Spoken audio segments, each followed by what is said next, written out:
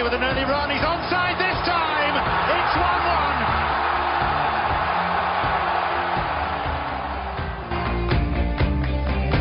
Andre Schürrle. It's 7.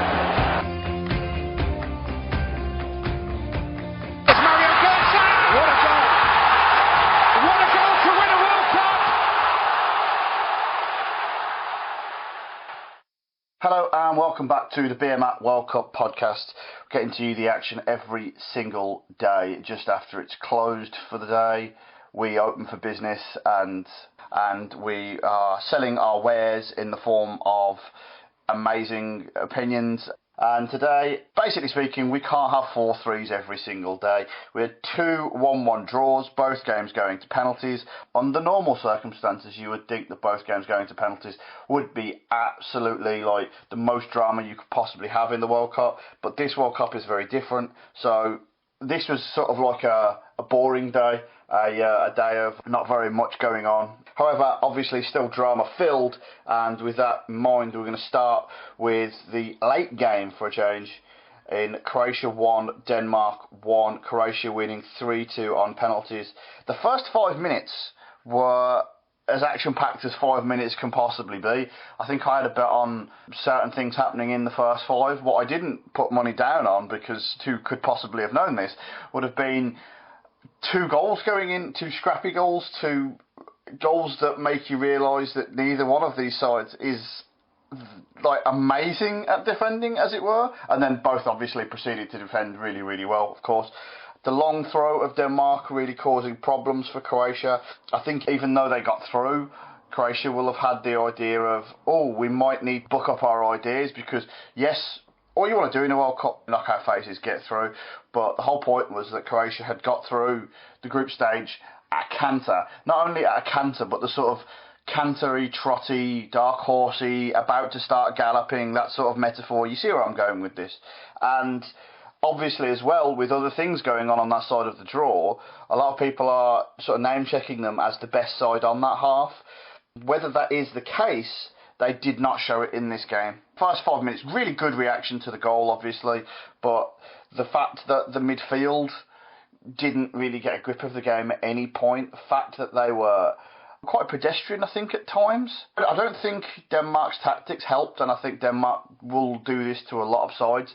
They sort of strangle the game and make it very difficult for anyone to really get too far ahead of them. Yes, you might go 1-0 up, but you're not going to completely kill them outright. And in that regard, the fact that Denmark scored first means that this game was always going to be a bit of an uphill struggle for them, because it gave them the foundations from which to climb upon, which is basically like, if we're ever in any sort of trouble, just get a couple of throws and we know we can put this side under pressure, because they're not feeling these long throws at all. And that was the case. As the match wore on, I think the comment was made that it looked like both sides were playing for a draw that would send them through to the group stages. And in many senses, you could almost argue that this was a worse game than the France-Denmark game from before, because there's something on the line here and neither side really wanted to go all out for it. But I understand Denmark's motivations, and I actually think that I give them some credit, because if you have a game plan, you execute it, and you get as close to succeeding as possible, as it were, especially with the resources that they have. I think this is the difference, actually, between two sides that are on the next tier down from the big sides. We've had a lot of really, really big sides in this tournament underperform, and we saw yesterday with 2 of them in France and Argentina. France less so, obviously.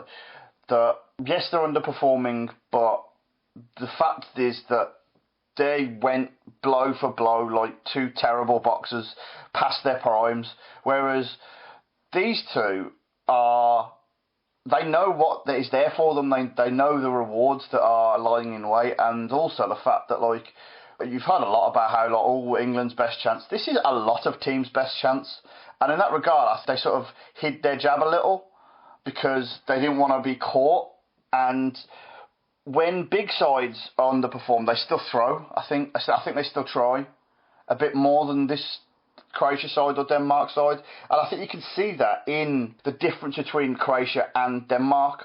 Denmark don't have the ability, don't have the players across the board, that Croatia have, and so they were perfectly happy to take the draw and sort of pick their spots from throw-ins when they needed to. And as for Croatia, it looks worse on them because they're the ones with the ability. But also, they're the ones with the fear, they're the ones with the trepidation. I think that's the case in this game, if they play like this in the next game, because we saw this in the Euros in 2012. I mentioned this on a few podcasts now, that they've had this momentum before and thrown it away, and it could easily have gone the wrong way in this. And obviously the talking point, the big moment in this game, which actually turned out to be not irrelevant, that's harsh, but Kasper Schmeichel, the last-minute penalty, the save that sets up the penalty shootout in and of itself. In the 116th minute, there was very little time for Denmark to respond had it gone in. I want to get to the actual penalty itself and the award of the penalty first of all. For me, and I've seen a lot of people tweet this after I'd said this, so great minds think alike obviously, there is nothing, absolutely nothing different between the Denmark player tackling him and taking that penalty and the Suarez handball in 2010. It's literally a situation where you go, I've got to do this, because if I don't, it's game over anyway. So the penalty at least gives us a chance. I don't think the player in question will have as much castigation as Juan Luis Suarez, but I think that gives you an idea of the reputation of one versus the other. And also, as well, the idea that he doesn't get sent off is a little bit perplexing to me. They say he made a genuine attempt to play the ball. Now, I'm no physics expert, but I think in his head he will have been like, I just need to put my leg in the way. I just need to get in the way. I don't even think the ball factored into it. I think he's just gone, I've got to go to ground, I've got to slide. Most times, on the very rare times that I've ever actually executed a slide tackle perfectly well, you know about, say, half a second before that you need to make it. So in that instance, it's a case of I don't know whether you can. It depends on who you're doing it to be fair. I'm not suggesting that he was trying to sort of actually hurt the guy, but the fact of the matter is that it's a split-second instant decision, and the idea that he was going for the ball, I'm not so sure, because I don't think you can actually factor that in, even where the ball is in that decision, because it's like, if you don't do this right now, you're out the World Cup. So, and also as well, it just doesn't look like a good tackle. Perhaps should have been sent off there, but I think maybe the double jeopardy rule came into play there. I'm not sure. As for the penalty shootout itself, fair play to Modric for coming up and taking the penalty. You knew he was going to at some point. It was just a case of whether it played on his mind. He went straight down the middle. Honestly, if he would have dinked it, we should have given him the trophy right there. Forget Croatia, he gets the trophy. He would have been the greatest player of all time. Penalties for the most part were okay. There was one that was really good. The ones that were missed were just absolutely terrible. And of course, to all the heroics, Kasper Schmeichel saving 3 penalties over the course of the game and the penalty shootout, but still not enough. Croatia go through, and I think they're obviously going to have to raise their game, and obviously just whatever you do, don't show Slaven Bilic the highlights afterwards, because he did not like that. The earlier game, again, 1-1. Slightly more dramatic, slightly more of a gap in size and quality, and I'm not just talking about the population of the host nation. Spain 1, Russia 1, Russia win 4-3 on penalties.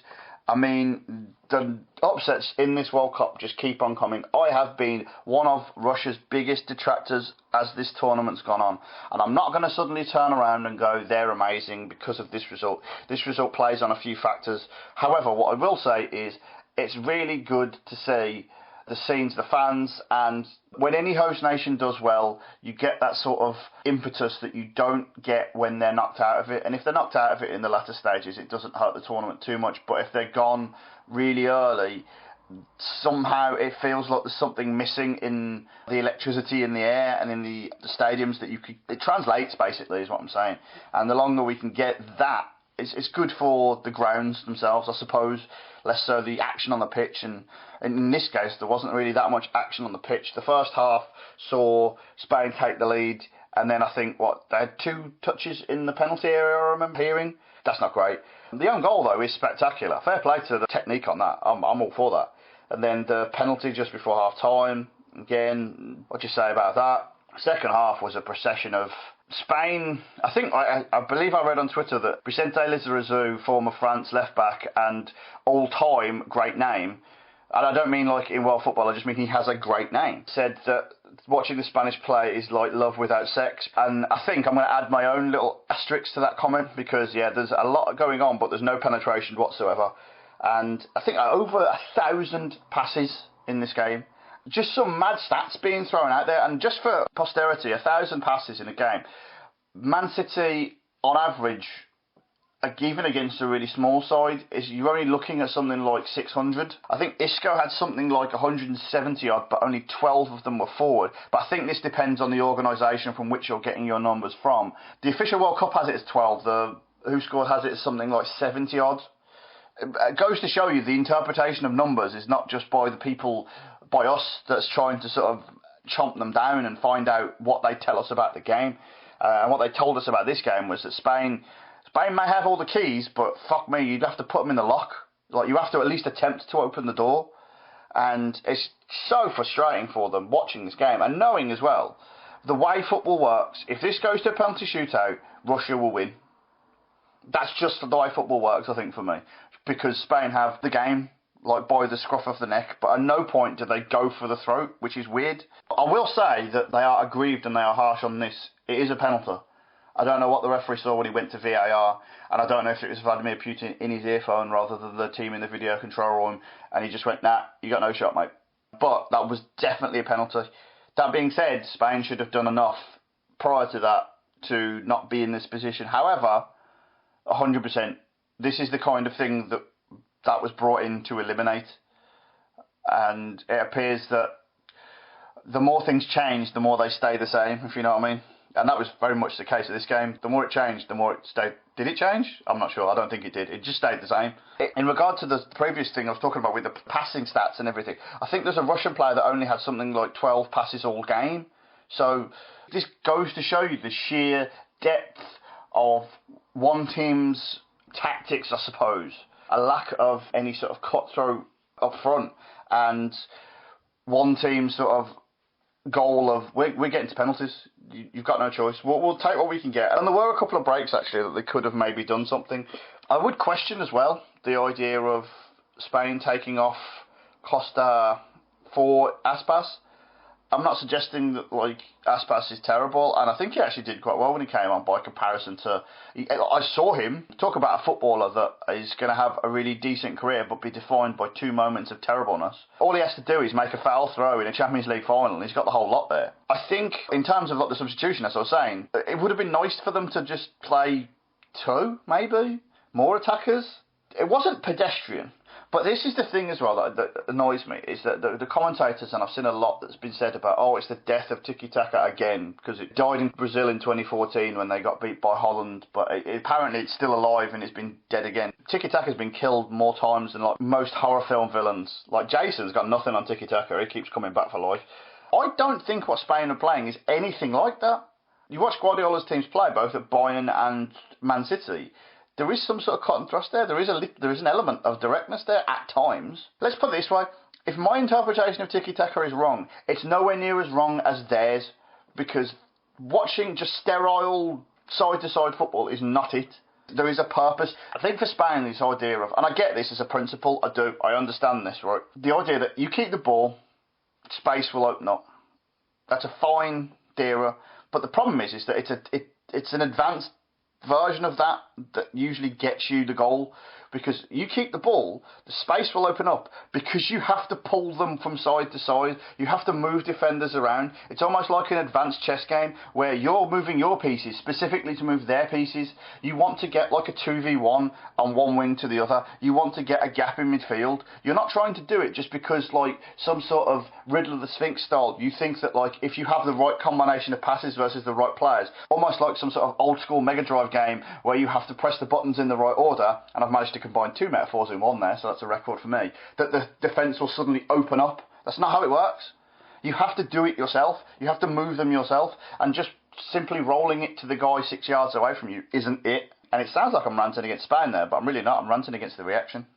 And the reaction is, and the sort of consequences of that are, that one of Russia, Croatia, Sweden, Switzerland, Colombia, or England will be in a World Cup final. What Russia have done is open this draw up now, big time. And whatever happens from now on in, there's going to be some sort of underdog or someone you wouldn't have expected in the final pre-tournament. It's going to be a hell of a road finding out who gets there, and not only that, the side on the other side of the draw, whoever that may be, is going to be tired because they're going to have gone through good teams. Whether this now starts a trend of teams on the hard side of the draw, as it were, play open and expansive football because they've got no choice and they have to sort of go for the win because they know they've got to do it at some point, and teams on the other side of the draw play shit because they know what opportunity is there for them and they're afraid to sort of open themselves up. Whether it becomes literally one day we get good football and one day we don't, I don't know. What I do know is this: the drama does not stop. The drama has not stopped. This is the best World Cup of my lifetime, and I cannot wait for more.